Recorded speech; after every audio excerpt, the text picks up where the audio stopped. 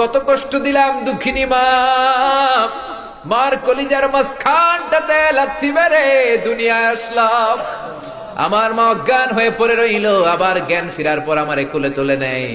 সবাই বলল 10 মাসের কষ্ট এত তাড়াতাড়ি ভুললি কেমনে? আমার মা জবাবে বললেন, তোমরা বুঝবা না, যখন আমি আমার সন্তান কোলে লইছি, বুকে লইছি, চুমা খাইছি রে, 10 মাসের সব কষ্ট আমি 1 মিনিটে ভুলা ফালাইছি। জানি না কোন ভাইয়ের ওই জনম দুঃখিনী মায়ের কবরে আগুন জ্বলে, কোন ভাইয়ের আব্বাজানের কবরে আগুন জ্বলে, দাদার কবরে, দাদির কবরে, নানার কবরে, নানির কবরে আগুন জ্বলে।